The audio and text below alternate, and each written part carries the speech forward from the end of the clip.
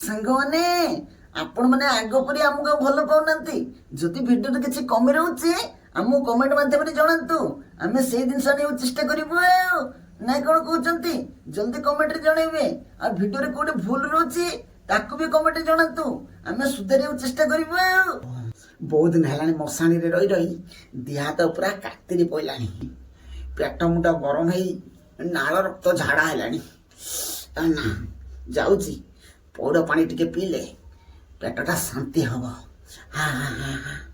ପୁରା ସ୍କେଲରେ ମୋ ଅନୁଗୁଳ ରାତ କୁଲି ମୋ ନୟନ ତାରା କ୍ଷୀର ସର ସର ଦେହବ ମୁଁ ଦେବିନି ଧରା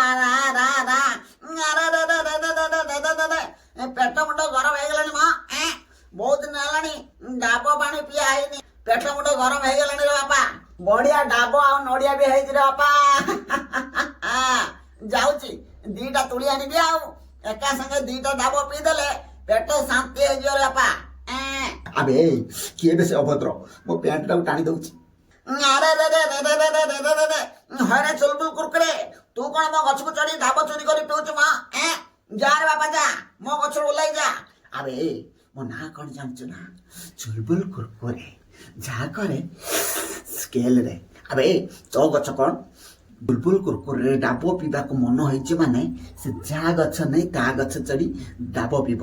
କଣ କହିଲି ବୁଝିହେଲା? ମୋର ପୁରୁଣା ରାଗ ବାକି ଅଛି, ଆଜି ସବୁ ଡାବ ମୁଁ ପିଇଦେବି, ତମେ ମୋ ପରିସ୍ରା ପିଇବ ପୁରା ସ୍କେଲରେ। ଇଏ ଭୂତଟା ମୋ ପଛ ଜମା ଛାଡୁନି ରେ ବାପା। ଶାନ୍ତିରେ ଟିକେ ଡାବ ପିଇଦବନି ଗଲା। ଆବେ ବଂଶୀ କଣ କହିଲୁ? ଡାବ ପିଇବୁ? ଏଇନେ ଡାବ ପି। ବୋଲ ମରିଗଲେ ରେ ବାପା। ଏ ଚୁଲବୁଲ କୁରକୁରେ ମତେ ଗଛରୁ ପେଲି ଦେଲା ବାପା, ମୋ ହନୁଆଣ ଭାଙ୍ଗିଗଲା ବୋଧେ। ଆଉ ସାବି ଦେଖିବା ଆସ, ସେ ଚୁଲବୁଲ କୁରକୁରେ ପୁଣି ଆସିଛି। ମା କଣ କହିଲ? ସେ ଚୁଲବୁଲ କୁରକୁରେ ପୁଣି ଆସିଛି? କୁଆଡେ ଗଲା ଆମ ପନିକି? ଆଜି ତାକୁ କେରେ କେରା କରି କାଟିଦେବି ଭା।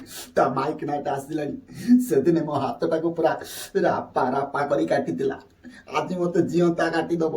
ଆଲୋ ବୋଲ ଯାଏ ଜୀବନ ଧରି ପଳାଏ ପୁରା ସ୍କେଲରେ। ବାପା ତମେ କେମିତି ପଡିଲ? ମା ତମ ପାଖରେ ଇଏ ଡାବ କୋଉଠୁ ଆସିଲା?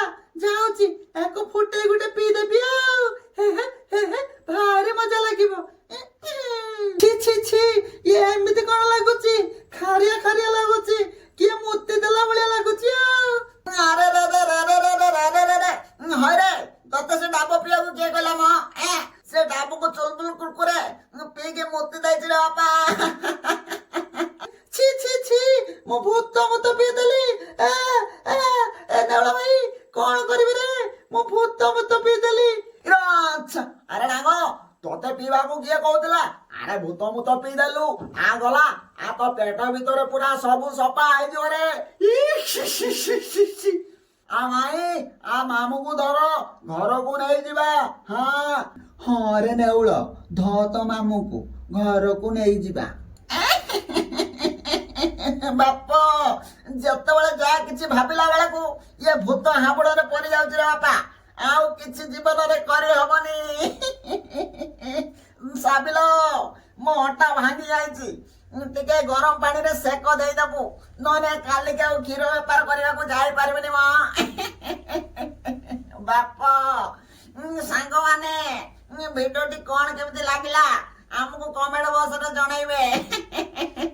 ବାପ ଯଦି ଆମ ଚ୍ୟାନେଲରେ ନୂଆ ଅଛନ୍ତି ଚ୍ୟାନେଲକୁ ସବସ୍କ୍ରାଇବ କରି ବେଲ ନୋଟିଫିକେସନକୁ ଅଲ୍ କ୍ଲିକ୍ କରିବେ। ମା ଯେତେବେଳେ ଆମର ନୂଆ ନୂଆ ଭିଡିଓ ଅପଲୋଡ କରାଯିବ ସର୍ବପ୍ରଥମେ ଆପଣ ମାନେ ଦେଖିବେ। ରହିଲି।